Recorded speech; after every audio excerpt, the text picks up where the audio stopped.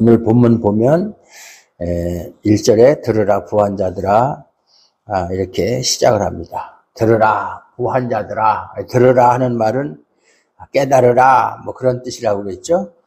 즉 부자들에게 하는 말씀인데 그 내용이 심상치가 않아요.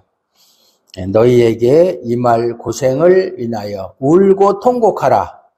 너희 재물은 썩었고 너희 옷은 좀 먹었으며 너희 금과 은은 녹이 슬었으니 이 녹이 너희에게 증거가 되며 불같이 너희 살을 먹으리라. 너희가 말세의 재물을 쌓았도다.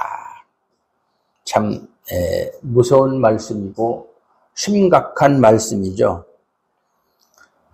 이 말씀처럼 세상은 부자 그러면 복받은 사람으로 이렇게 간주를 하잖아요. 저 사람은 복을 받아서 저렇게 부자로 산다. 그리고 부러워하고 그렇게 하지만 새 성경은 그렇게 평가하지 않습니다. 부자에 대해서. 오히려 부자에게 이 말 저주를 선포하는 것이 성경이에요. 부자에게 저주를 선포하는 것이 성경이다. 그래서 마태복음에서도 보면 예수님께서도 부자가 천국에 가는 것이 낙타가 바늘기로 들어가는 것보다 어렵다. 부자가 천국 가는 것이 어렵다. 어느 정도 어려우냐? 낙타가 바늘기로 들어가는 것보다 어렵다. 그러니까 결국은 못 들어간다는 얘기죠. 불가능하다는 얘기죠. 낙타가 어떻게 손가락도 안 들어가는 바늘기로 낙타가 들어가겠습니까?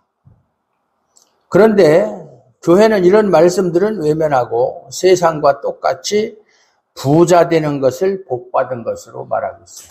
복. 특히 제가 20대 때 처음에 교회 가면 특히 순복음교회에서는 예수 믿고 3년 안에 부자 안 되면 그것은 예수 잘 믿은 것이다. 그런 얘기 엄청 많이 했어요. 그래서 순복음교회에서 표가 그거잖아요. 요한 3서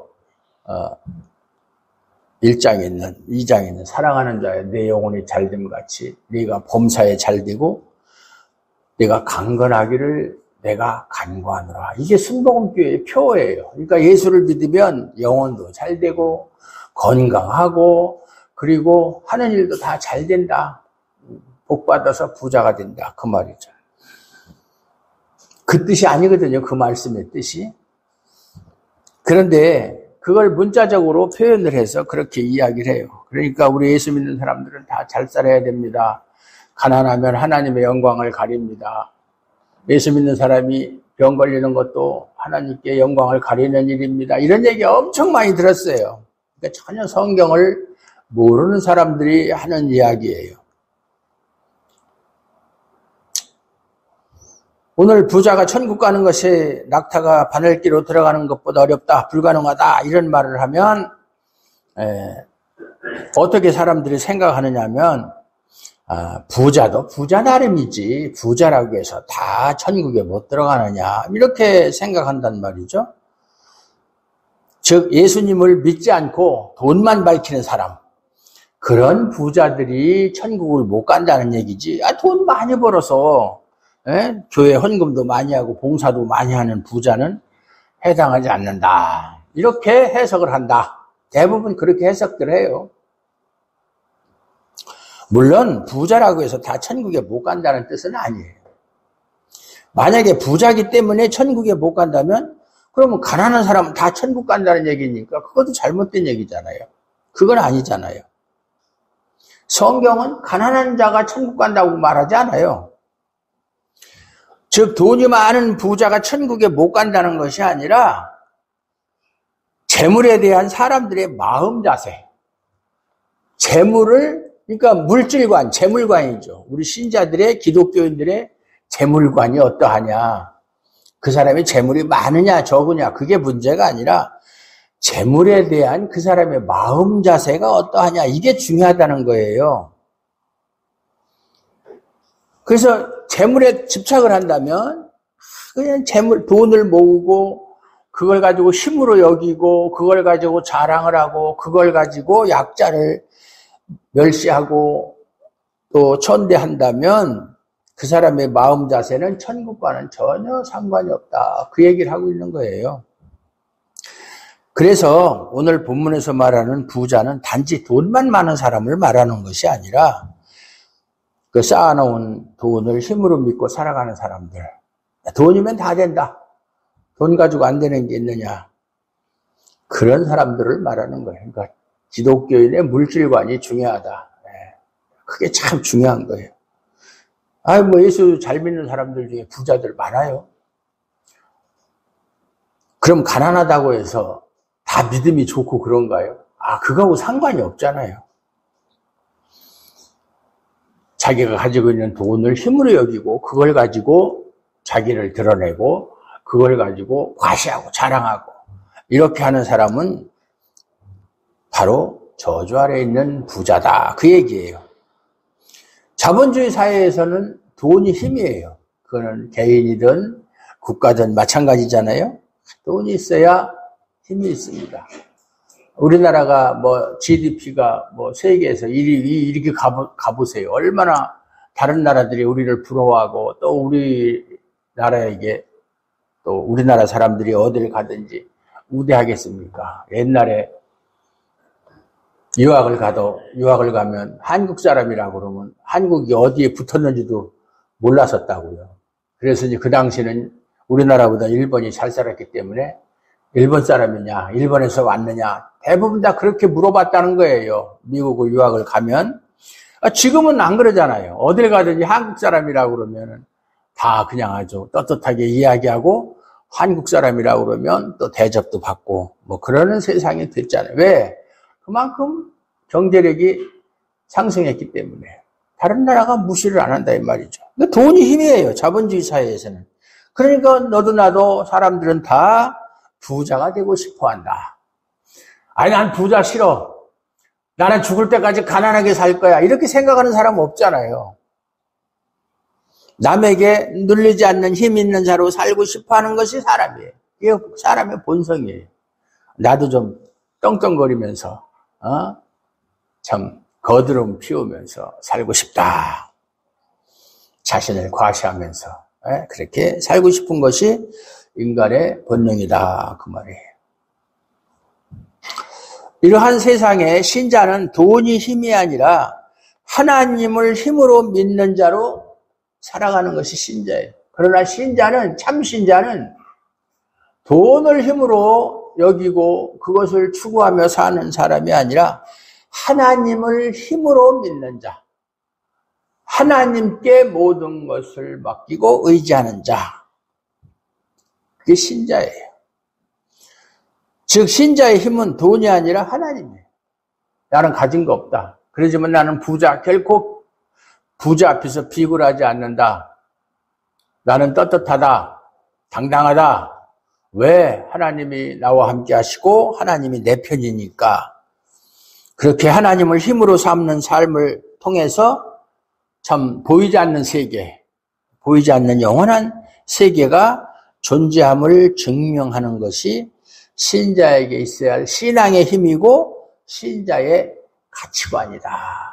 세계관이고 가치관이다. 네. 그걸 자랑할 수 있어야죠. 믿음을 자랑하고 그리스도를 자랑하고 하나님을 자랑하고 그래야지. 당장 잠깐 오면 지난 시간에 말씀드린 처럼 아침에 지나가는 안개와 같은 인생, 그런 세상 살면서 있어봤자 사실상 그게 얼마나 있고 또 없으면 얼마나 없겠어요. 우리나라에서야 지금 그게야 아프리카 같은 데 보면 지금도 먹을 게 없고 마실 물이 없고 그래서 그냥 1시간 안에도 죽는 사람들이 수없이 많은데 어떻게 어린아이들 그런 나라에 사는 사람들도 있는데 우리나라에서는 그런 극한 상황은 아니잖아요. 그런데 돈 하면서 살 필요가 없다 그 말이에요. 신자에게 있어야 할 신앙의 힘은 하나님이다. 돈이 아니다. 그러니까 여러분들 스스로가 생각해서 나의 가치관, 내가 제일 중요하게 생각하는 것이 무엇이냐? 돈이다. 그러면 그 사람은 신자 아니에요. 천국하고 상관없는 사람이에요. 하나님이 힘이 되어야 된다. 그런데 지금의 현실이 어때요? 과연 신자인 우리가 신자의 힘을 잃지 않고 참된 생명의 길을 가고 있다고 자신 있게 말할 수가 있느냐? 나는 누가 뭐래도 하나님이 최고다. 예수님이 최고다. 그것만이 내 인생의 전부다. 나는 거기에 올인을 했다. 이렇게 당당하게 자신 있게 말할 수가 있느냐? 신자 개인이든 교회든 할 것 없이 항상 그 중심에는 돈이 살아있다. 돈. 그래서 어떤 목사들은 막 대놓고 나는 돈이 최고 좋다. 이렇게 말하는 목사들도 있어요. 참 그런 망발은 하면 안 되죠. 설령 자기 속마음으로는 그렇다 하더라도 성도들 앞에서 대놓고 공개적으로 나는 돈을 좋아한다. 돈이 최고다. 이런 얘기하면 뭐라 목사 노릇합니까? 사업을 하든지 다른 일로 돈을 벌 생각을 해야지. 그럼 그 사람 설교가 뭐가 나오겠어요? 그러니까 개인이든 교회든 돈이 없으면 뭐 일을 못한다. 돈이 있어야 된다. 교회가 돈이 많아야 그거 갖고 뭐 선교도 하고 뭐 구제도 하고 뭐 교육도 하고 뭣도 하고 뭣도 하고 뭣도 한다. 물론 그 말이 다 틀리는 말은 아니지만 그것이 중심이 돼서는 안 된다는 얘기죠. 돈 없으면 없는 대로 살면 되는 것이고 있으면 있는 대로 살고 하나님이 주시는 대로 먹고 하나님이 주시는 대로 입고 그렇게 감사하며 살면 되는 거예요. 그러니까는 신자들도 돈이 최고라고 생각하니까 가난한 신자를 갖다가 멸시하고 별 볼 일 없는 것으로 여기는 그런 경향들이 있다. 아주 잘못된 거죠.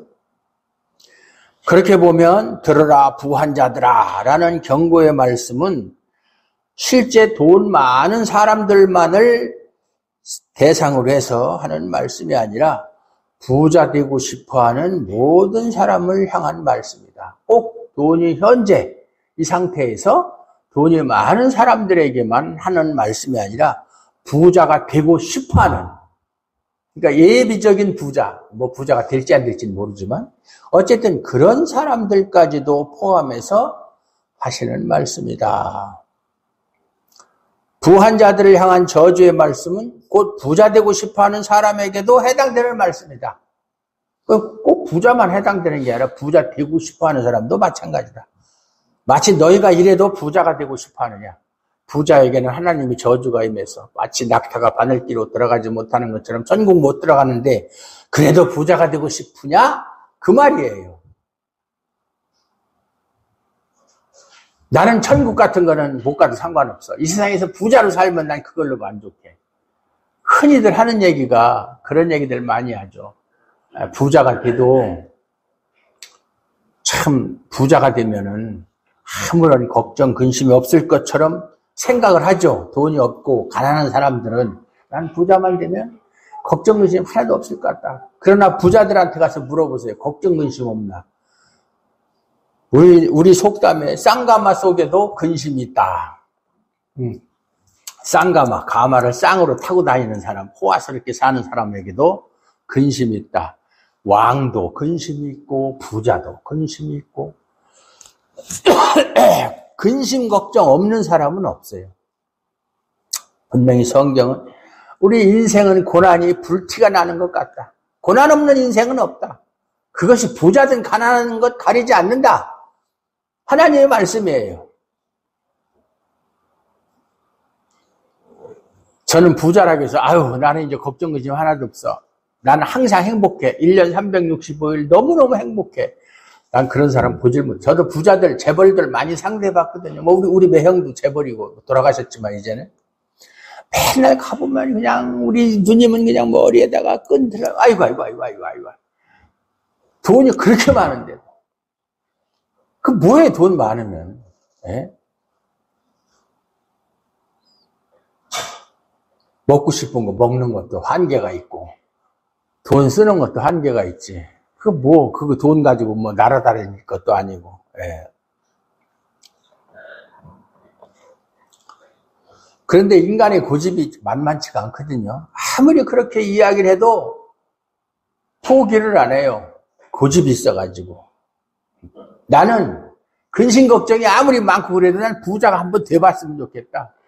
가난하게 살면서 근심 걱정 있는 것보다 부자로 살면서 근심 걱정 있는 것이 훨씬 낫지 않느냐 이렇게 생각을 하는데, 사람이 처한 환경에 따라서 근심 걱정의 농도가 달라요. 부자가 근심 걱정하는 것은 가난한 사람이 근심 걱정하는 것은 차원이 달라요. 일반 저 구급 공무원이 고민 있는 것보다 대통령 고민이 더 커요. 자기 지위에 따라서. 당연하잖아요. 그만큼 책임이 크니까, 권한이 크고, 그러면 당연히 근심 걱정도 더 커지는 거예요.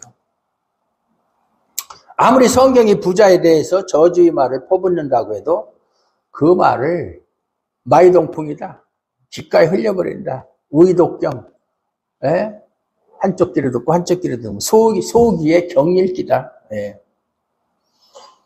그리고 마치 돈을 위해서라면 영혼을 사단에게 팔아도 좋다는 식으로 살아간다. 요즘에 영끌이라는 말 있잖아요. 영혼을 끌어다가 영혼까지 끌어다, 물론 영혼을 끌어올 수는 없지만 끌어다가 자기의 모든 가지고 있는 역량을 다 동원해서 뭐 집을 사고 뭐 한다, 뭐 이렇게 그런 얘기.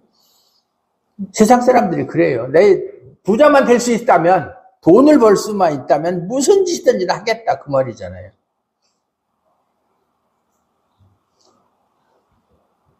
옛날도 아니에요.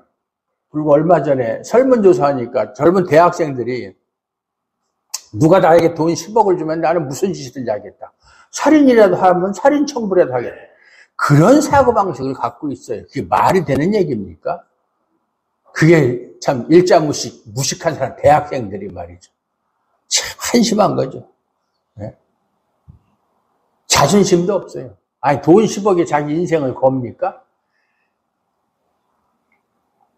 왜냐하면 돈만 있으면 인생이 편안하다고 생각하기 때문에 그런 거예요. 실제로 돈이 있어 보면 그렇지도 않은데, 마치 창고에 곡식을 가득 쌓아두고 또 내가 내 영혼에게 이르되 영혼아 여러 해 쓸 물건을 많이 쌓아두었으니 평안히 쉬고 먹고 마시고 즐거워하자 하리라. 이게 누가복음 12장 10절 19절에 있는 말씀이잖아요. 어리석은 부자의 이야기잖아요. 그 해에 풍년이 들어가지고 너무 소출이 많으니까 창고가 부족해. 창고를 더 크게 짓고 곡식을 쌓아두고, 이렇게 쌓아두었으니 이제는 내가 걱정 근심이 없다. 이제 실컷 먹고 마시고 잔치나 하면서 살아야 되겠다. 그런데 그런 부자를 향해서 예수님이 뭐라고 말씀하셨습니까? 하나님은 이르시되 어리석은 자여 오늘 밤에 네 영혼을 도로 찾으리니 그러면 네 준비한 것이 누구의 것이 되겠느냐. 그렇게 말씀하셨어요. 아무리 돈이 많고 재물을 많이 쌓아놔도 자기 생명을 자기 마음대로 할 수 있습니까? 너희가 염려함으로 그 키를 한 자나 더 할 수 있느냐? 너희가 염려함으로 단 1초라도 생명을 연장할 수 있느냐? 그 말이에요. 원어상에는. 우리 성경에는 키라고 나와 있지만 원어상에는 생명으로 나와 있어요. 네가 염려함으로 아무리 안달복달 한다고 해도 내 생명을 단 1분이라도 연장시킬 수가 있느냐? 없다는 얘기죠. 죽고 사는 문제는 하나님의 권세에 달려있는 거잖아요. 아무리 돈이 많다고 그래서 뭐 오래 살고 돈이 없다고 해서 일찍 죽는 것도 아니잖아요. 그게 어리석은 사람이라는 거예요. 사람들이 어리석음이라고 하는 것은 돈만 있으면 다 된다고 생각하는 거. 소위 말해서 물질 만능주의 사상이에요. 배금 사상이라고 그러죠. 물질만 있으면 모든 것이 다 되니까 사람들이 섬기는 신이 물질이에요. 물질. 만몬주의. 물론 자본주의 사회에서는 돈만 있으면 원하는 것을 할 수가 있어요. 그러나 돈으로 할 수 없는 일들이 사실은 더 많아요. 그렇다고 해도 100년도 살지 못하는 것이 인생인데, 아무리 뭐 요즘에 100세 시대 그래도 100년 사는 게 쉽지 않잖아요. 또 산다 한들 100년을 살으나 90년을 살으나 80년을 살으나 무슨 차이가 있어요. 요 3년 사이에 제 주변에 있는 사람들이 여러 명이 세상을 떠났어요. 제 친구도 있고 동료 목사도 있고 뭐 지인도 있고, 그런데 저보다 나이 먹어서 죽은 사람 딱 하나밖에 없어요. 다 저보다 젊은 사람들이 죽었어요. 50대도 있고 60대도 있고 엊그저께 죽은 사람도 69살인데 벌써 갔고 목사인데 그 사람도 강화도에서 그렇게들 일찍 가더라고요. 가고 싶은 나는 안 가는데 왜 지들이 먼저 가는지. 나는 빨리 가고 싶은데 하나님이 야, 너 좀 더 있다 와. 너 고생 좀 더 해야 돼. 그래서 이렇게 안 부르시는 것 같아. 하나님 빨리 좀 불러주세요. 야, 순서가 안 됐어.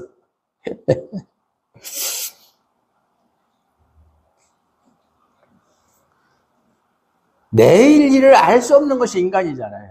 방금 전에 우리가 복음성가 그 안희숙이라는 참모가 내일 일은 난 몰라요. 그거 지은 사람인데 내일 일은 난 몰라요. 아무도 모르는 내일 일이 뭐예요? 1시간 후의 일도 모르는데. 예?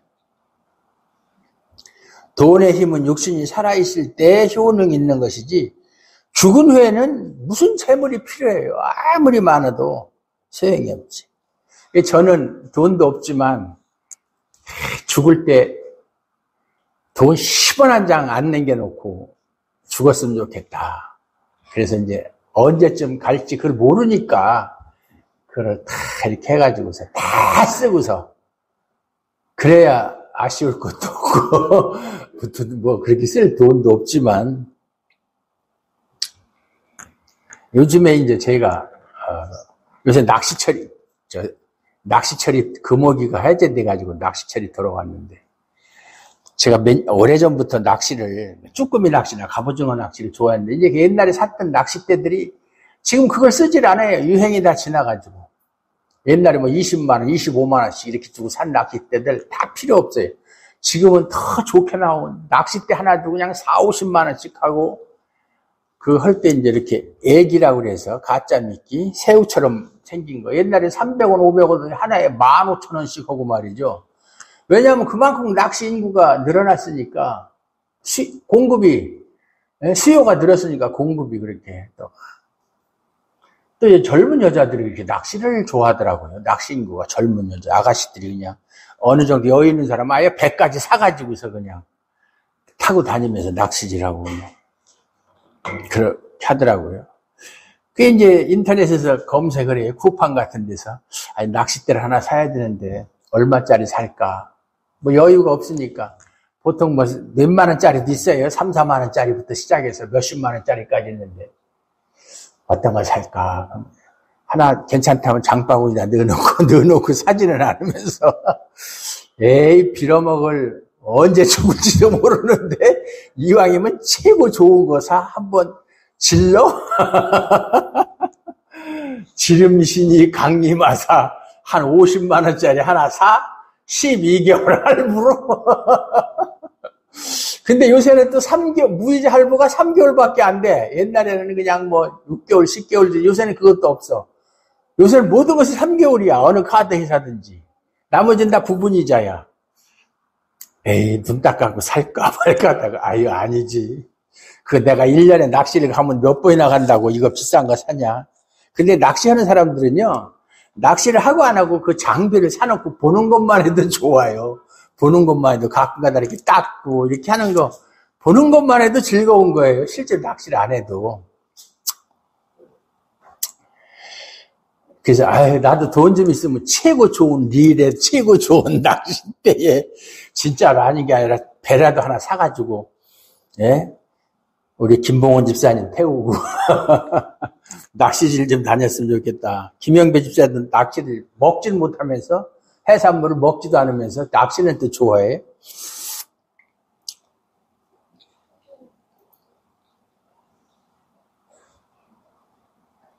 살아있을 때는 돈이 필요하고 좋은 것이 좋은 것이지만 죽으면은 다 헛된 것이다. 그런데도 사람들은 현재에만 집착해 있을 뿐 죽음 이후에 대해서는 냉담하다. 사람이 살다가 죽는다는 거 모르는 사람이 있어요? 다 알아요. 그 유진이도 알고, 다 뭐 조회 이래나 알라나 몰라도 다 알아요. 죽는다는 거. 네? 아는데 거기에 대한 준비는 전혀 하지 않는다. 영원히 산다고 생각하는 사람은 없잖아요. 죽는다는 것을 부인하지 않고 인정하면서도 죽음의 문제에 대해서만큼은 의식적으로 피하려고 한다. 그저께도 우리 친구가 전화 와가지고 어쩌고저쩌고 내가 뭐 도자기가 있는데 뭐 수십억짜리가 야, 그런 소리 하지도 마. 난 관심도 없어. 너 나이가 몇 살인데 앞으로 몇 년이나 살겠다고 수십억 수백억 찾냐. 수십억 수백억 있으면 너 그거 가지고 뭐 할래? 막말로 네가 장가를 새로 갈래? 그거 가지고 뭐 할래? 그런 얘기 하지도 마. 그런 얘기 하려면 전화도 하지 말라고. 지금 저보다 나이가 더 먹었어요. 저보다 나이가 2살이나 더 먹었는데 앞으로 살면 얼마나 살겠어요. 그런데도 그냥 돈. 그거 보면 옛날에 오살리 순복음교회에서 운영하는 오살리 금식기도원에 가면요, 어떤 사람이 암에 걸려가지고 기도하러 왔어요. 기도하러. 암에 걸려가지고 기도하러 와서 암에 걸려서 기도하러 왔으면 앞으로 자기가 얼마 살지 못한다는 거 알잖아요. 그런데도 그냥 계산기 가지고 누구한테 돈 빌려준 거 이자 받는 거 계산하고 앉았어. 내일 모레 죽을 사람도 참 그게 얼마나 어리석은 거예요. 과연 인생에 돈만 있으면 다 되는가? 돈으로 지구의 땅덩어리를 모두 살 수 있다고 해도 천국은 바늘구멍만큼도 살 수가 없다. 옛날에 가난한 사람을 가리켜서 시골에서는 저 사람은 얼마나 가난한지, 땅 많은 사람이 부자였었잖아요. 옛날에는 시골에서 농사 짓는 사람들은 저 사람네 집은 땅 천석군이다. 천석군. 그러니까 가을에 수확하는 쌀이 천석이나 된다. 아니면 만석군이다. 그러면 엄청난 부자죠. 그러려면 땅이 많아야 되잖아요. 그런데 저 사람은 송곳 하나 꽂을 땅이 없다. 이제 아무 땅이 없다는 얘기죠. 가난하다는 얘기죠.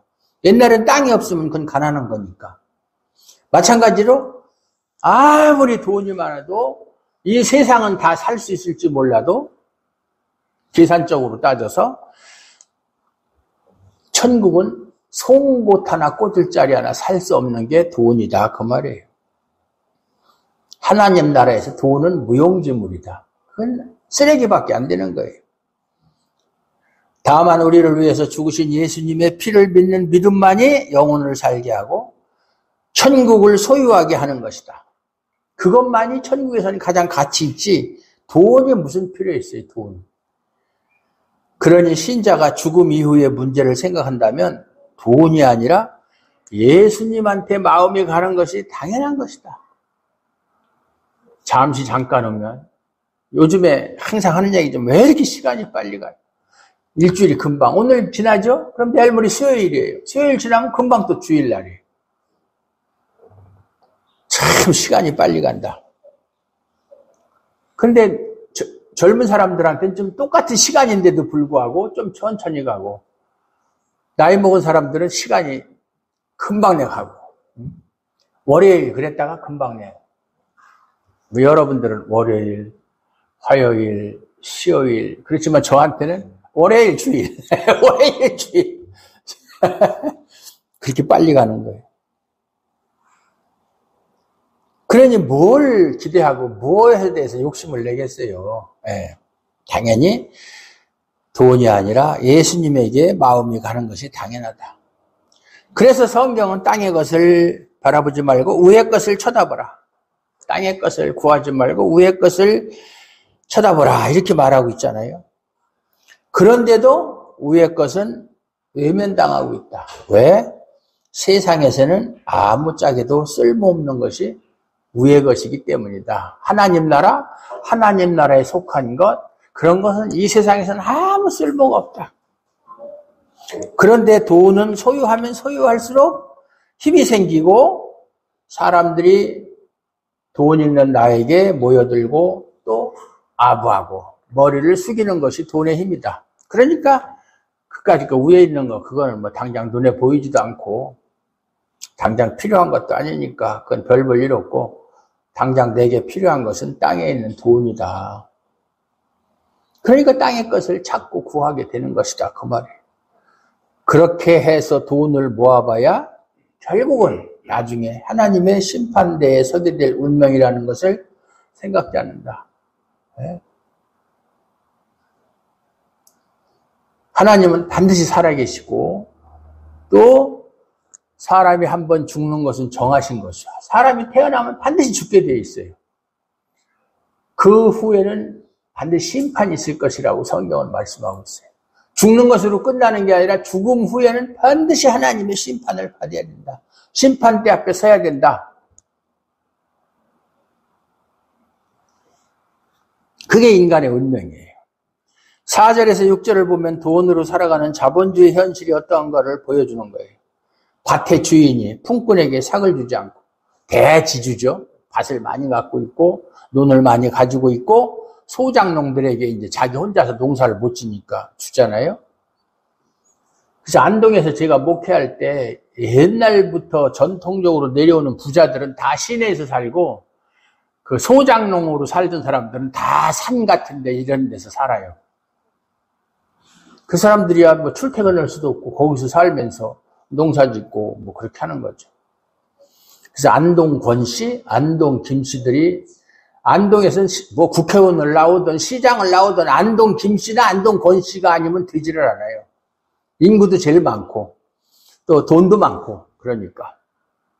나머지들은 다 옛날에 소작농 출신들이고 그 후손들이니까 힘이 없어요.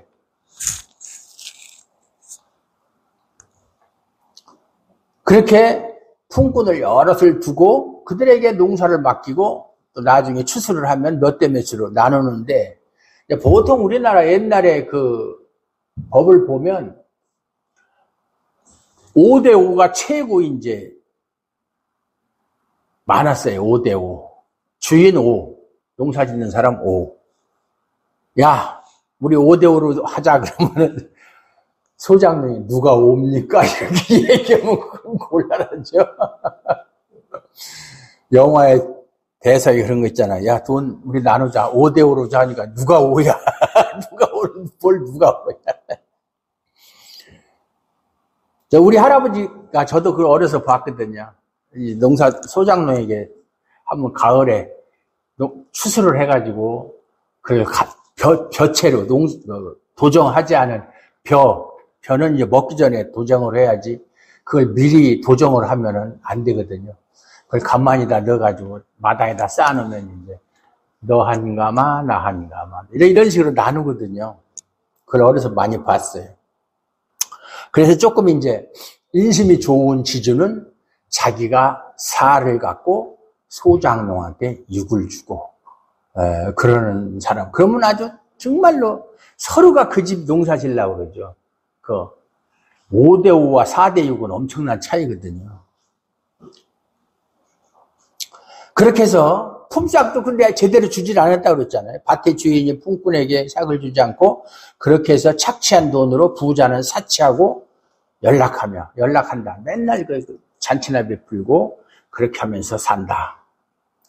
그러나 그 모습이 꼭 짐승을 도살하기 위해서 살찌는 것과 같다.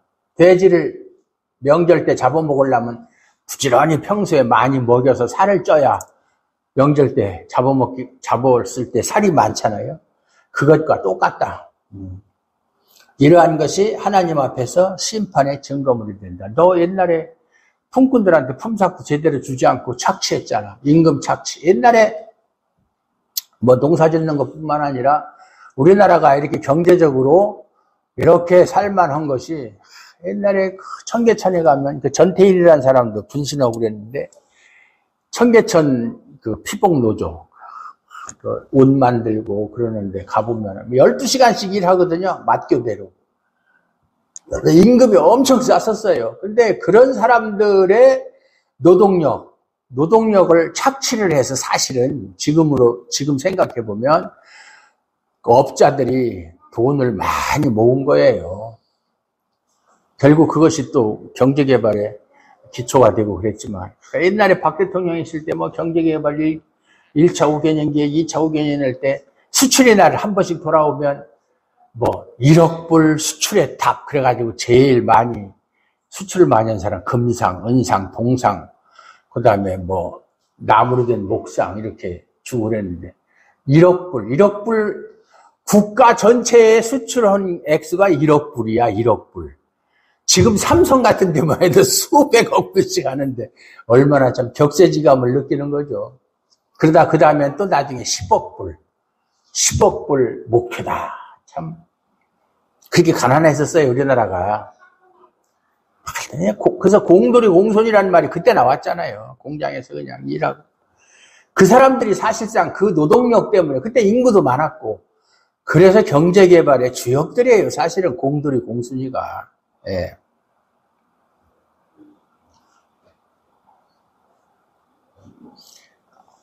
여러분 지금이 말세라는 것을 잊어서는 안 돼요. 말세. 세상 돌아가는 거 보세요. 이거 얼마 안 남았어요.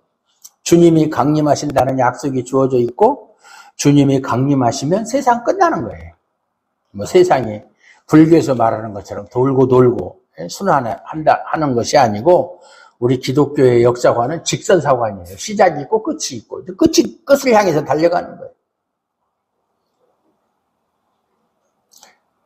예수님이 오시면 세상은 그날로 끝나는 거예요. 이처럼 예수님이 오심이 곧 종말이라는 것을 교회가 믿고 있고 또 세상의 심판을 외쳐왔다면 과연 돈을 축복이라고 할 수가 있겠는가?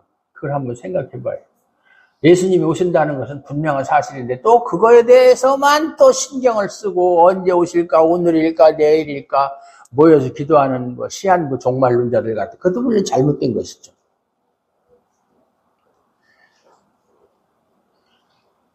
그런데도 교회가 돈을 복으로 여긴다면 교회가 힘이 없고 매력 없는 십자가와는 이별하고 힘 있는 돈과 결탁한 것과 다를 바가 없다. 교회에서도 돈이 최고다, 돈이 축복이다 이렇게 가르친다면 십자가하고는 전혀 상관이 없다. 십자가를 멸시하니까 그런 소리를 하는 거죠. 이것이 곧 음료, 요한계시록에서 말하는 음료와 같은 것이다. 돈을 추구하는 것이 음료를 따라가는 것이고 음료와 함께하는 거예요. 뭐 여기 젊은 사람들은 잘 모르겠지만 우리 나이 드신 분은 옛날에 우리나라 신파극의 대명사가 뭐예요? 우리나라 신파극의 대명사 하면은 이수일과 심순애. 이수일과 심순애 알아요? 여러분들? 모르지? 이수일과 심순애라는 아주 유명한 신파극이 있었어요. 이수일과 심순애. 네? 그거 모르면은 참 얘기가 안 되는데.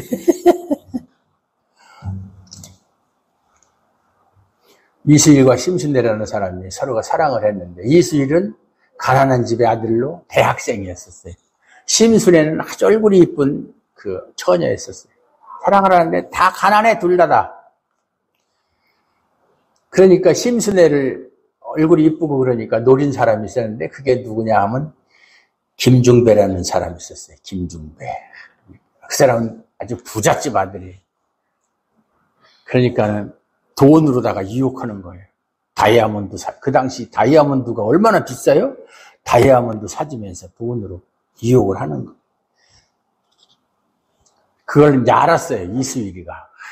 알아가지고서 둘이 만나가지고 어떻게 해서 서로 사랑한다고 그랬으면서 그 다이아몬드에 넘어갈 수 있느냐.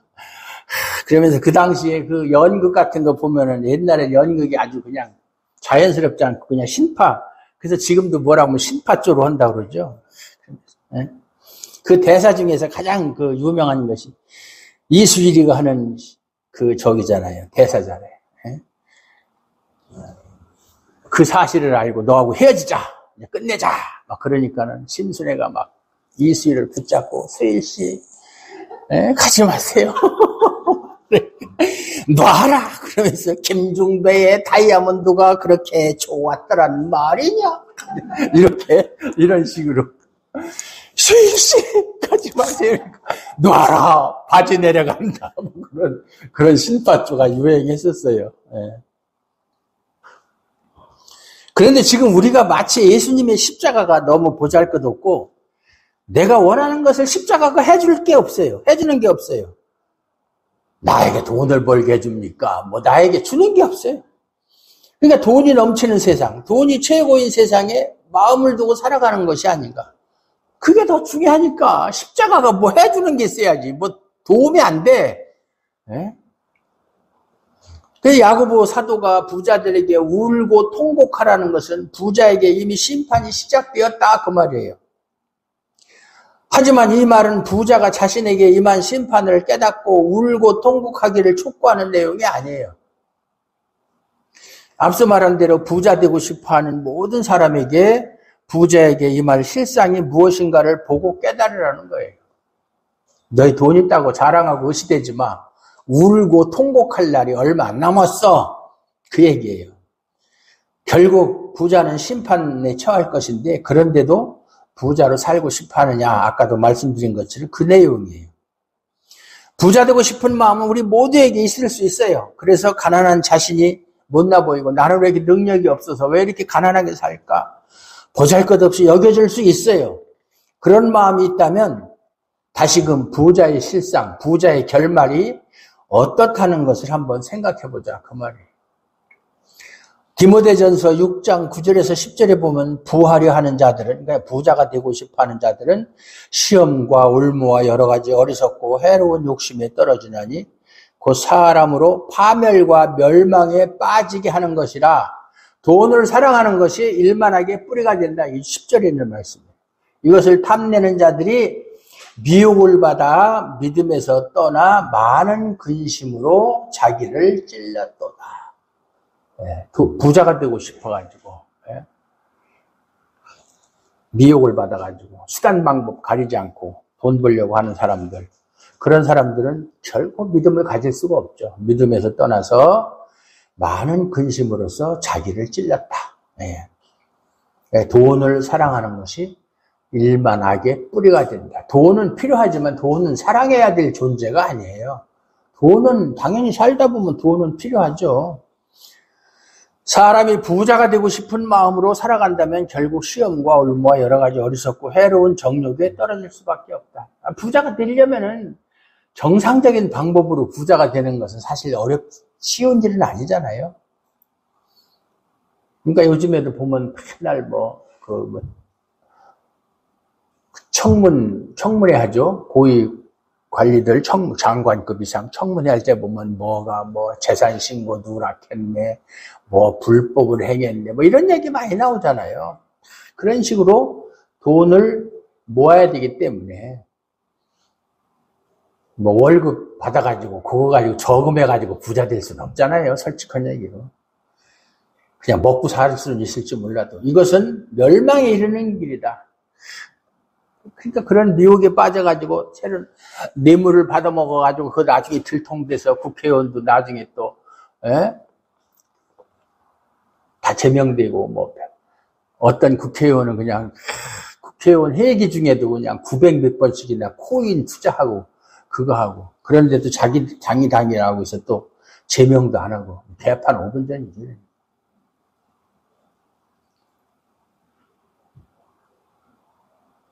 남을 다스릴 수 있는 첫 번째 자격이 돈의 욕심이 있으면 안 돼요. 탐욕이 있으면 안 돼요. 탐욕 있는 사람은 지도자가 돼서는 절대로 안 되는 거예요. 첫째가 아무리 능력이 많고 그래도 탐욕이 있으면 안 되는 거예요.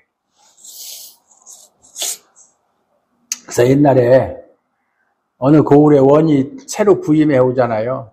그러면은 그냥 착취를 하는 거예요. 이런 명목으로 저런 명목으로 세금을 걷어들이고, 그걸 가렴주구라고 그래요. 사자성어로다가 가렴주구. 여러 가지 터무니없는 명목을 붙여서 세금을 가혹하게 걷어내는 것을 가렴주구라고 그래요. 그렇게 하고서 있다가 몇 년 있다가 또 가요. 딴 데로 발령받아가지고. 그리고 다른 사람이 와요. 그럼 다른 사람 또 그렇게 해. 왜? 그 사람이 이 고을에 오려고 뇌물 쓴 거 본전 뽑아야 될 거 아니에요. 부자가 되고 싶은 마음으로 살아간다면 결국 시험과 올무와 여러 가지 어리석고 해로운 정욕이 떨어질 수밖에 없다. 이것은 멸망에 이르는 길이다. 부자 되고 싶은 마음에는 천국이 보이질 않아요. 천국은 그건 나중에 가봐야 되는 거고, 있을지 없을지도 모르는 거고, 십자가에서 피 흘리고 죽으신 예수님이 보일 리가 없죠. 그게 나하고 무슨 상관인데. 결국 영원히 사는 길을 찾는 것이 아니라 뭐 어떻게 하면 돈을 벌 수 있는가라고 돈이 되는 길을 찾아가는 것이다. 그러니까 육신의 잘됨이 아니라 영혼의 잘됨을 생각해야 된다. 육신의 잘됨이 물론 육신도 중요하지만 영혼의 잘됨을 먼저 생각해야 된다. 여러분의 영혼을 살리는 것이 무엇인가를 생각해 봐야 된다. 돈으로 몇십 년 편안하게 사는 인생이 아니라 영원한 복락에 거하는 위의 것을 사모하길 바랍니다. 하늘에 속한 것. 그걸 볼 수 있어야 돼요. 영적인 안목으로. 여러분께 진심으로 복된 것이 무엇인가를 볼 수 있는 눈이 있기를 바랍니다. 부자가 아니라 심령이 가난하고 애통하고 온유하고 의에 줄이고 긍휼히 여기고 마음이 청결하고, 이거 산상팔복에 있는 말씀이잖아요. 화평하게 하고 의를 위해 핍박받는 복된 자가 되기를 소망해야 된다, 그 말이. 이런 사람이 진심으로 복을 받은 거예요. 우리가 산상팔복에 보면 심령이 가난한 자는 복이 있나니 천국이 저희 것이며 이렇게 되어 있거든요, 우리말 성경에. 그러면 언뜻 생각할 때 심령이 가난해야 천국을 소유하고 복을 받겠구나, 이렇게 생각하는데 그게 아니에요, 그 뜻이. 복 있는 자여, 마카리오스, 헬라어로 복 있는 자여, 너희는 복이 있다. 왜? 너희는 천국을 소유했기 때문이다. 소유했기 때문이다. 천국을 소유한 자 복이 있다. 그런 사람은 자연스럽게 심령이 가난해질 수밖에 없다, 그 얘기지. 심령이 가난해져야 천국을 가고 복을 받는다는 얘기가 아니에요. 거꾸로 된 거예요. 원어를 보면 정확하게 뜻을 알 수가 있는데, 이런 사람이 진심으로 복을 받은 것이다. 진짜로 하나님께 복을 받고 천국을 소유한 사람은 긍휼을 베풀 줄 알고 자기 자신의 부족함에 대해서 애통해할 줄 알고 항상 온유한 마음을 가질 수가 있고 의에 줄이고 목마름을 가질 수가 있는 것이다. 이러한 복이 여러분에게 약하지만 강한 자로 살게 할 것이고 가난하지만 부유한 자로 살게 하실 줄을 믿습니다. 하나님 감사합니다. 오늘도 하나님의 귀한 말씀을 통해서 우리가 이 세상에서 무엇을 추구하며 무엇을 위해서 무엇을 힘으로 여기고 살아가야 할지를 배웠습니다. 오늘 들은 말씀 한순간에 듣고 잊어버리는 말씀이 아니라 영원한 생명의 말씀임을 믿고 우리 마음속에 깊이 새길 수 있는 은혜가 임하기를 바랍니다. 예수님 이름으로 감사 기도드리옵나이다. 아멘.